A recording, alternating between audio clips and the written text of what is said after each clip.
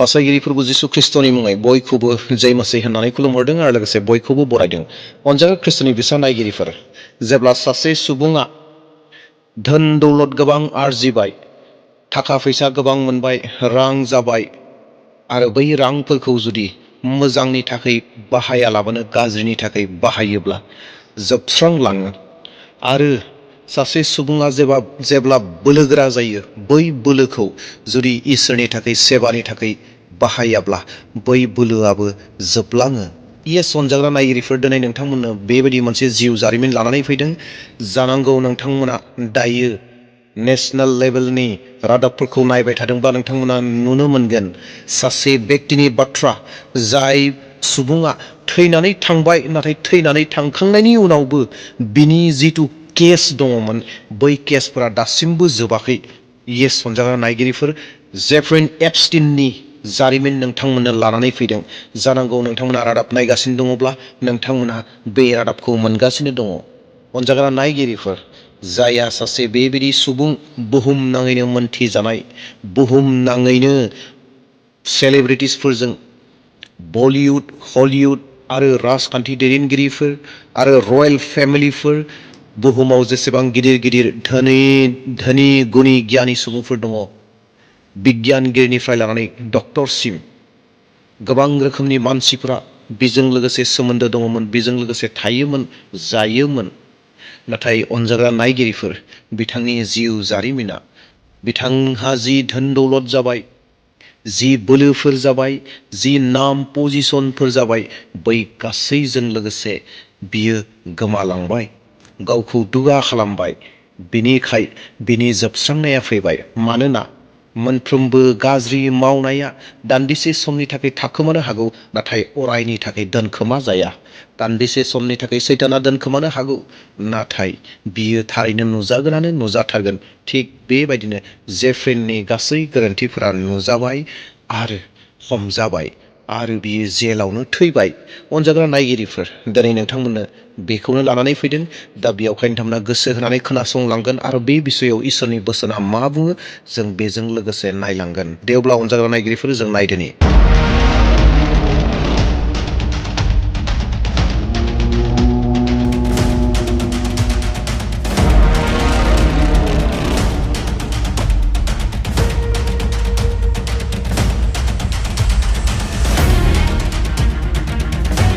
अनजाग्रा नायगिरिफोर, नोंथांमोननो जि बाथ्राखौ बुंगासिनो दङ, जेफ्रि एपस्टिन, बिथाङा आमेरिकानि आरो सासे मुंदांखा फालांगिरि, सासे मुंदांखा बिजनेसमेन, सासे मुंदांखा खामानि मावग्रा सुबुं।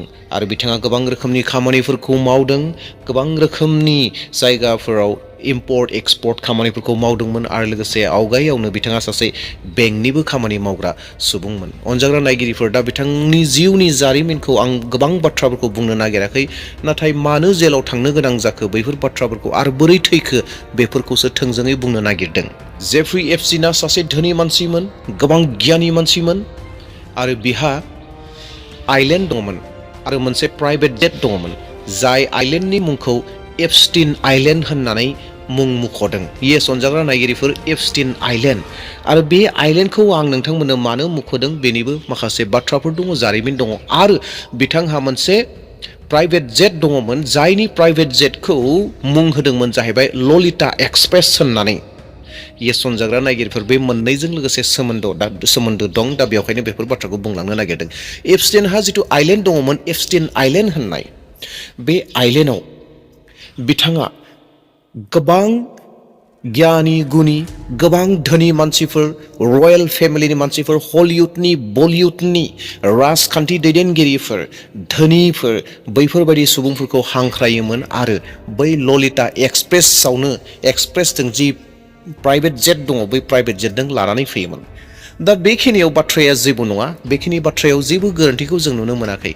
नाथाय अनजाग्रा नायगिरिफोर, जि जेफ्रि एपस्टिन दङमोन, बिथांनि जिथु मावनाय खामानिमोन, बे जाहैबाय बिथाङा बुहुमनाङैनो मोनसे गाज्रि खामानि, मोनसे मुंदांखा जानानै दङ, जि निउसाव दायो भाइरेल जादों। बे जानायनि जाहोनानो जादों जाहैबाय 14 बोसोर बैसोनि हिनजावसा गथ'फोरखौ 14 बोसोर बैसोनिफ्राय लानानै 17 इयार्स 17 बोसोर बैसोसिमनि हिनजावसा गथ'फोरखौ बियो लाङोमोन आरो बे लांनाया बहा लाङोमोन बे जाहैबाय इप्स्टेन आइलेन्डआव लानानै थाङोमोन आरो शोषण खालामोमोन सेक्सुवेल रिलेशनशिप लायोमोन आरो गोबां रोखोमनि खामानि होनो थाखाय गोबां रोखोमनि धोन दौलतखौ दिन्थिनानै लानानै थाङोमोन आरो मासासनि मुङै लिंहरोमोन बेबायदिनो गोबां उन्दै हिनजावसाफोरखौ रेप खालामदों आरो बे केसआनो बेफोर खामानियानो बिखौ खैफोदाव खोख्लैबाय आरो जि एपस्टेइना जि हिनजावसाफोरखौ लानानै थांदों गावल' जे रेप खालामो बे नङा नाथाय गाव हांख्रायनाय जि आलासिफोर दङ बै आलासिफोरनि थाखायबो होयो आरो लोगोसेयैनो बै हिनजावसाफोरनो गोबां धोन दौलतफोरखौ होनानै बिदाय हरफिनो बेबायदि रोखोमनि बियो रेपखौ बैयाव खालामदों आरो बिनि जिथु पार्सनेल प्राइभेट जेट दङ बै प्राइभेट जेटखौ जिखौ ललिता एक्सप्रेस होननानै बुंदों बै ललिता एक्सप्रेसआवनो गासै हिनजावसाफोरखौ जि 14 इयार्सनिफ्राय लानानै 17 इयार्ससिम जि हिनजावसाफोर गथ'फोर दङमोन बैसोरखौ बे प्राइभेट जेटआव सोनानै बै आइलेन्डआव लाङोमोन बेबायदि होननानै जि जाथाय बे जाथायनि जिथु निउसफोर दङ बै निउसाव बेबायदि बाथ्राफोरा ओंखारगासिनो दं दा बेबायदिनो गिबि खेबनि थाखाय 2008आव फ्लरिडायाव उन्दै गथ'फोरजों लोगोसे सेक्स खालामनाय आरो बिसोरखौ हेरेसमेन्ट खालामनाय बिसोरखौ बेनिफ्राय खावनाय आरो बिसोरखौ प्रस्टिटिउसनाव सोनायनि थाखाय 2008आव जेफ्री एपस्टेइनखौ हमबाय नाथाय गोबां नायबिजिरनायनि गेजेरजों जि साजा दङमोन बै साजाखौ ओरैबायदि साजा खालामनानै होबाय जेराव जेफ्री एपस्टेइना सानाव गावनि जायगायाव थांनानै खामानि मावहैनो हानायनि मोनथायखौ मोनबाय नाथाय मोनानि समावल' जेलाव थाफैनांगौ बेबायदि मोनसे साजाखौ बिथाङा मोनबाय आरो बिथाङा जि साजाखौ मोनदोंमोन बे साजाखौ गासै 13 दाननि थाखाय मोननो हाबाय एबा मोनबाय बे जाहैबाय 1 बोसोर दानसे दाननि थाखाय बिथाङा मोनबाय आरो बिनि उनाव बिथाङा गबाय आरो बिनि उनाव फैयै बेबायदिनो 2019नि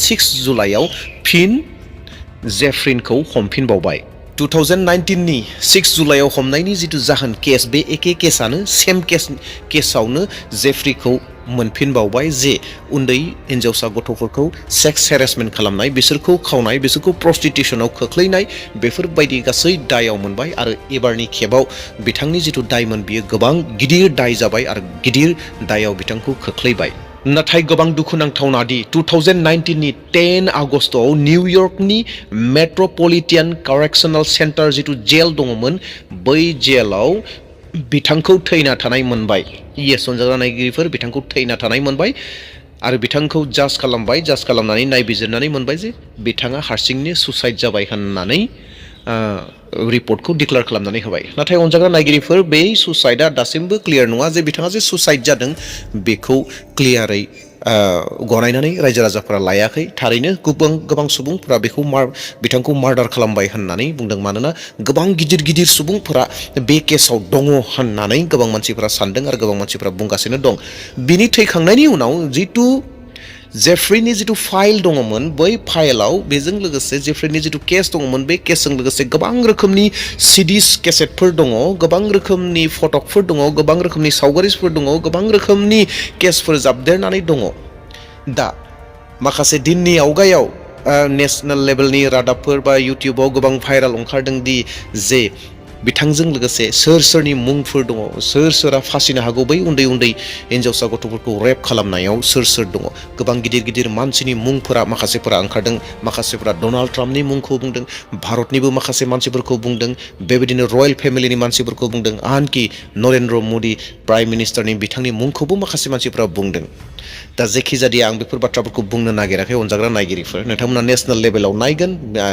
जेफ्री जि निउस दङ नोंथांमोना मोजांसिन मोनसिनबावगोन नाथाय दा दिनै बे जारिमिनजों बे बाथ्रानि गेजेरजों जों मा सोलोंनो हायो अनजाग्रा नायगिरिफोर जेफ्रीन एपस्टेइना गोबां दुखुनिफ्राय मोनसे गोजौ मुकामाव मोनहैदोंमोन गोजौ जायगायाव मोनहैदोंमोन धोन दौलत मोनदोंमोन, मान सन्मान मोनदोंमोन, गासैखौबो मोनजोबदोंमोन। नाथाय बिथाङा गावनि जिथु धोन दौलत दङमोन, बै धोन दौलतखौ गाज्रि खामानियाव बाहायबाय। गावनि इसोरा होनाय जिथु बेनो होनाय गियान दङमोन, बै गियानखौ बियो गाज्रिनि थाखाय बाहायबाय। सानसेनि थाखाय, साननैनि थाखाय, मास मोनसेनि थाखाय, बोसोरसेनि थाखाय, बोसोरनैनि थाखाय, बोसोरथामनि थाखाय नंगौ बिनि पापफोरा दोनखोमा जादोंमोन, नाथाय अराय समनि थाखाय दोनखोमा जायाखै। दा अनजाग्रा नायगिरिफोर, जों बे बाथ्राखौ गोसोआव लानो नांगोन। जोंनियाव थानाय धोन दौलतखौ जों जुदि गाज्रिनि थाखाय बाहायोब्ला, जोंनियाव थानाय जिथु पावार दङ, पावारखौ जुदि गाज्रिनि थाखाय बाहायोब्ला बियो जोंखौ जोबस्रांनाय फारसे लांगोन। अनजाग्रा प्रियफोर, जोबनाय फारसे थांनो हास्थायबाय। जोबनायाव मोनसे बाइबेल सिरि फरायनो नागिरदों। इब्रायारि 4:13 इसोरनि सिगाङाव मुङा मुंसेबो थाखुमानो हाया, दाजानाय गासैबो बिनि सिगाङाव रोखा रोखा नुजाजोबखायो। जों बयबो बिनि सिगाङाव गाव गावनि हिसाब होनांगोन। अनजाग्रा प्रियफोर, जों बयबो बिनि सिगाङाव जों हिसाब होनो नांगोन। दिनै जेफ्रीना बुहुमनि जि आमेरिकानि जि आयेन दङ, आयेननि बायदि दसि होजाबाय आरो बिथाङा गावखौ सुसाइड खालामबाय होननानै जि मेडियाफोराव बुंबाय। नाथाय माखासे मानसिफोरा बिखौ सोरबायासो सिथारदों होनदों, बे आलादा बाथ्रा, आं बेखौ बुंनो नागिराखै। नाथाय अनजाग्रा नायगिरिफोर, बिथांनि जिथु मावनाय खामानि, जि दिना बे गाज्रि खामानिखौ बिथाङा मावदोंमोन, बै दिननिफ्रायनो इसोरा मोनथिखागौ जे जेफ्रीनो गियान होदोंमोन, धोन दौलत होदोंमोन, गासैखौबो बियो सैताननि थाखाय बाहायजोब्बाय, गाज्रि खामानिनि थाखाय बाहायजोब्बाय। अनजाग्रा नायगिरिफोर, जोंनि मोनफ्रोमबो मावनायखौ इसोरा मोनथिगौ।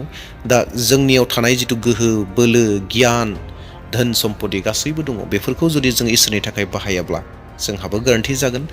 दा अनजाग्रा नायगिरिफोर, दे अब्ला बेसेखिनियावनो दोनथ'नो हास्थायबाय। जों जेन जोंनियाव थानायखौ लानानै जों जेन दुगा जाया, जोंनियाव थानाय धोन दौलतखौ लानानै दुगा जाया, जोंनियाव थानाय रोंगौथि गियानखौ लानानै जों जेन दुगा जाया, बेफोरखौ जों गोरोन्थिनि थाखाय बाहाया। जोंनियाव थानाय धोन दौलतफोरखौ जोङो इसोरनि सार्भिसनि थाखाय जों बाहायनि, इसोरनि वर्शिपनि थाखाय जों बाहायनि, इसोरनि खामानिनि थाखाय जों बाहायनि, इसोरा होनाय गियानखौ जों बिनि थाखाय बाहायनि। दे अब्ला अनजाग्रा नायगिरिफोर, नोंथांमोना बिथांनि बिसय मोजांसिन मोनथिबावनो हास्थायोब्ला नोंथांमोना नेसनेल लेभेलनि रादाबफोरखौ नायगोन आरो डकुमेन्टारि माखासे भिडिअफोरखौ नायगोन, नोंथांमोना आरोबाव मोजां मोनथिगोन। दे अब्ला दिनैनि थाखाय आंनि भिडिअखौ बेसेन दोनथ'बाय। फैबाय थानाय समाव लोगो मोनफिनबावसिगोन। प्रेज द लर्ड, जय मसीह। Thank U.